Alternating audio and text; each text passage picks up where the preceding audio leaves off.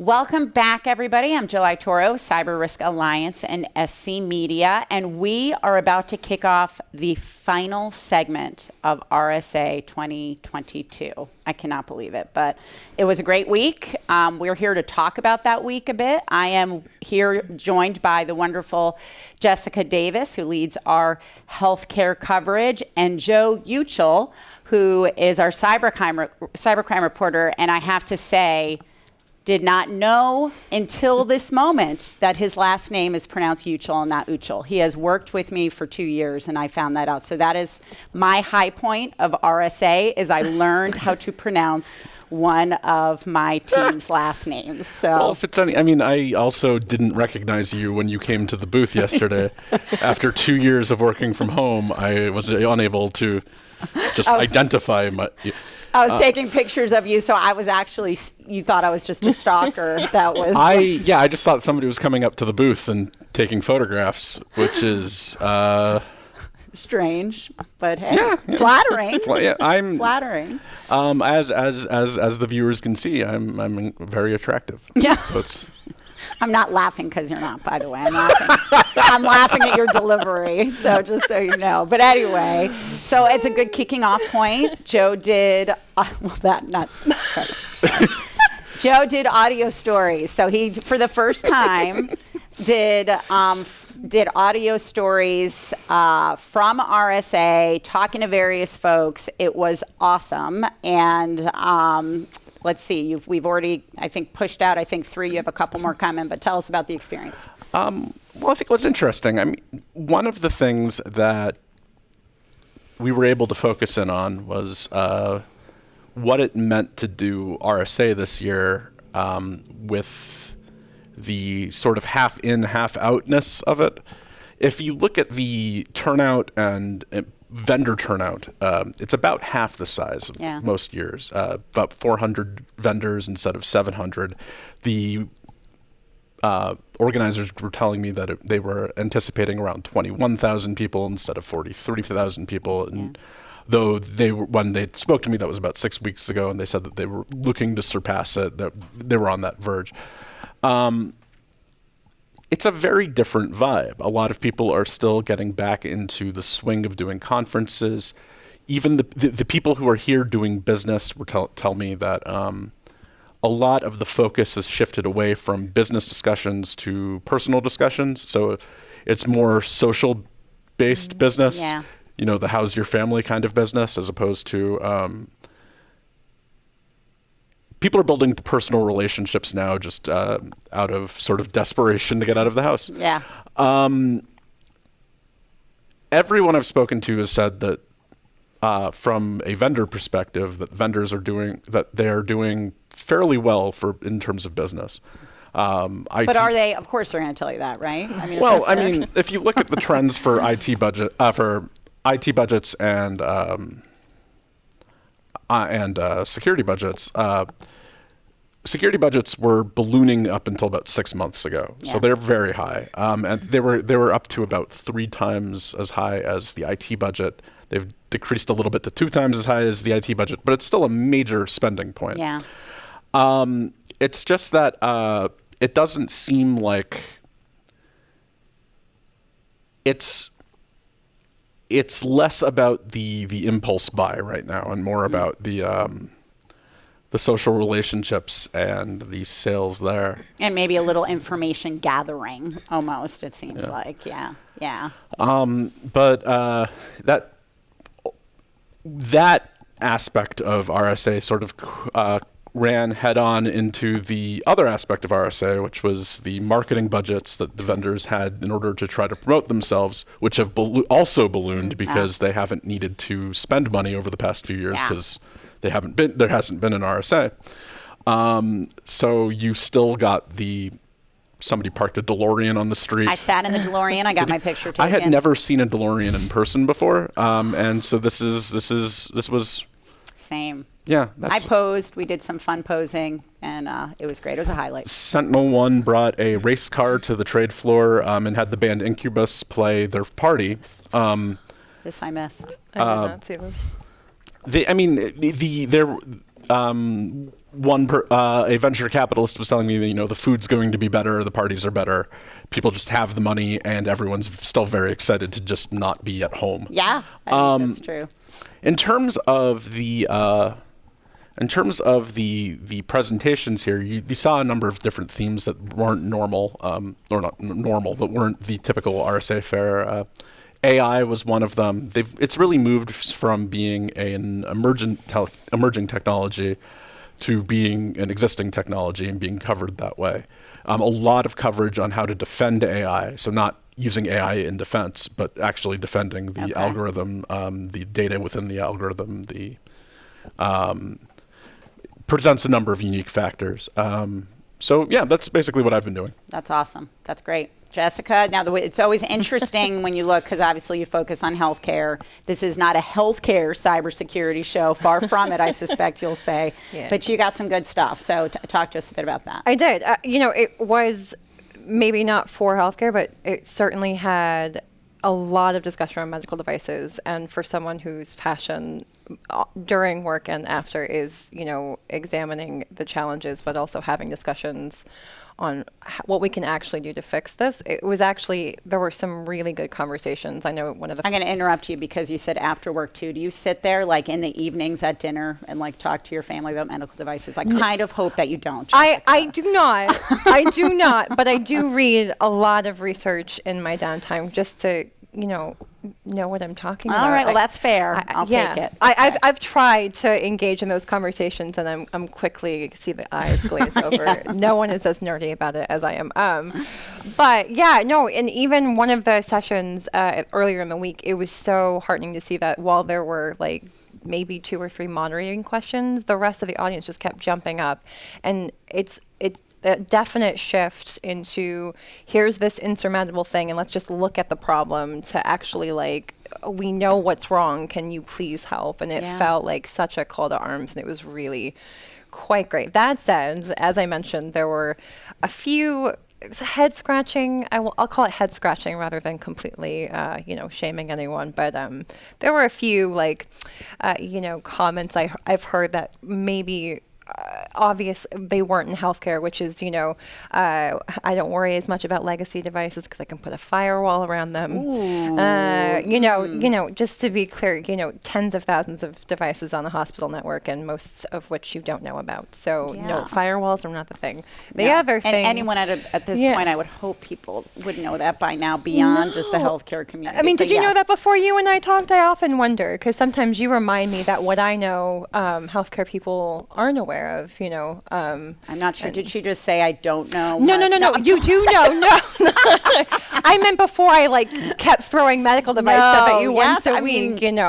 I think that general statement. I hope not. I hope there's an awareness. There has to be. I didn't mean for you. I'm totally kidding. I'm giving you a hard time. But then there was one that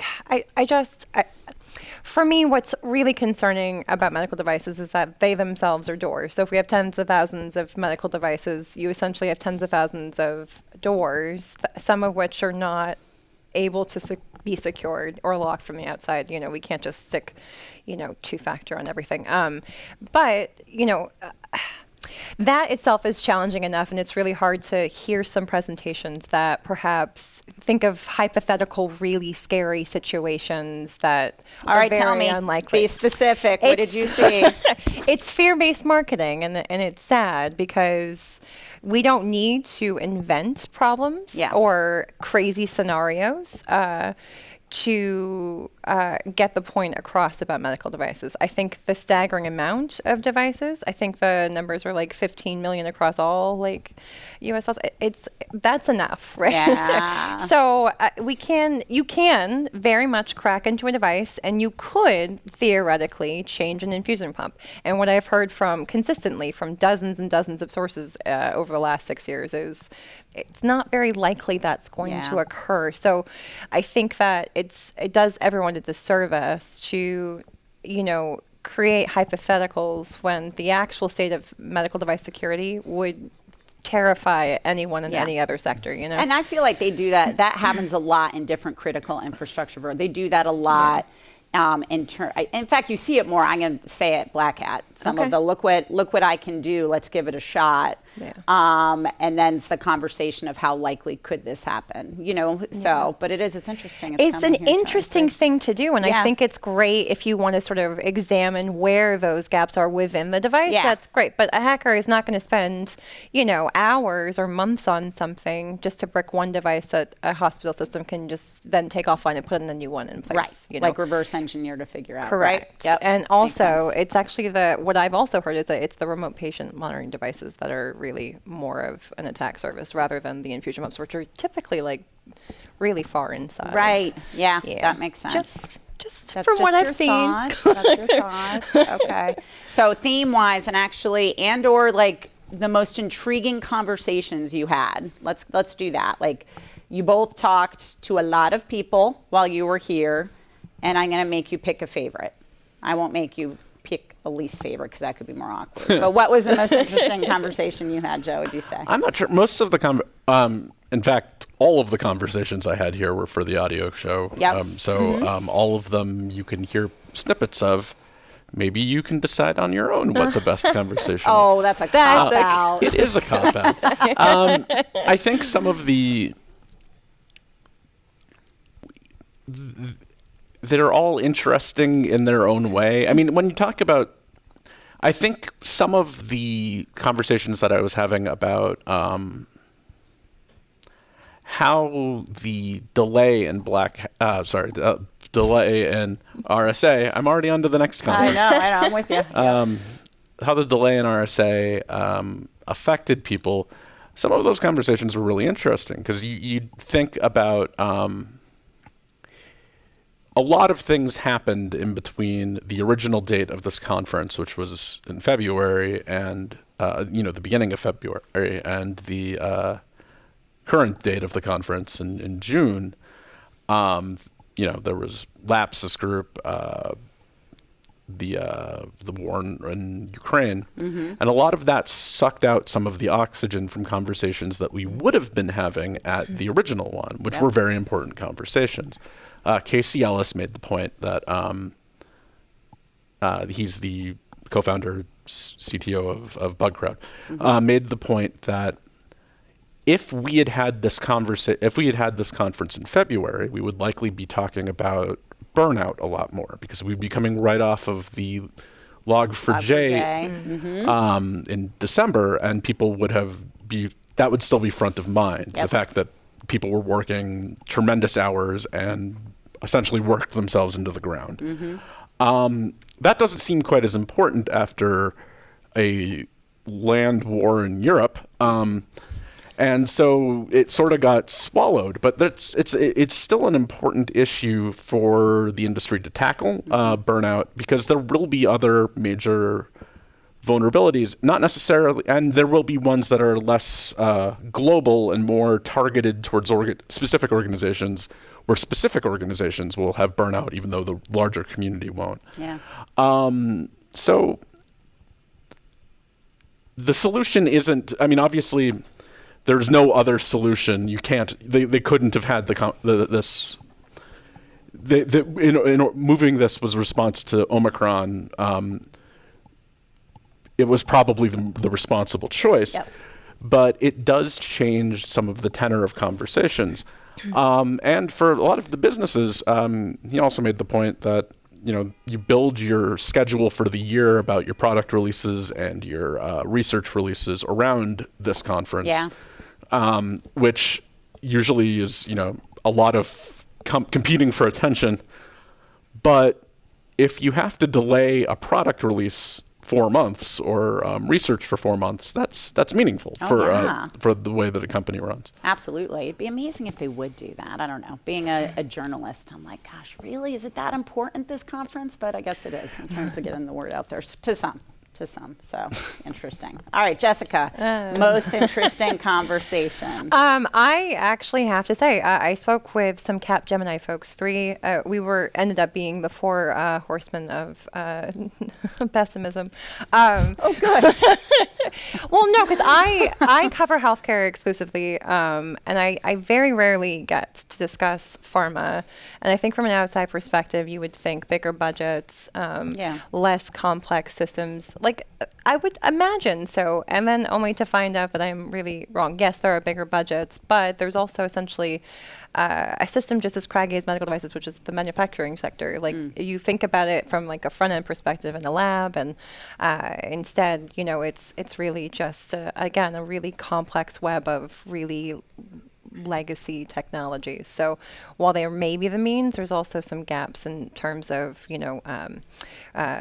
leadership to sort of understand the imperativeness of it, even despite the BioNTech vaccine data being stolen last year from the European Medicines Agency.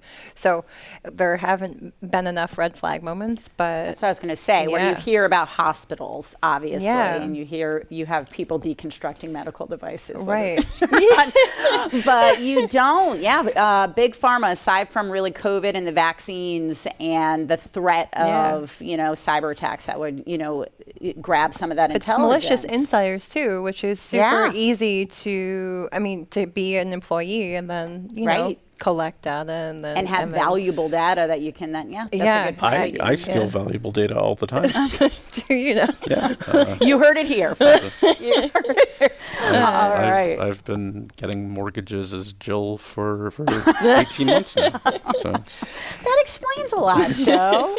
All right. Well, sadly, we're out of time. But on that note, folks, you know where to find them. So thank you guys so much. And thank you, everybody, not only for joining us for this wonderful slap happy session as we close out RSA, but for listening in throughout the week. It has been awesome and tons of fun. And we will see you next year at RSA, but we will see you before then at Black Hat, among others, I am sure. So happy rest of your afternoon.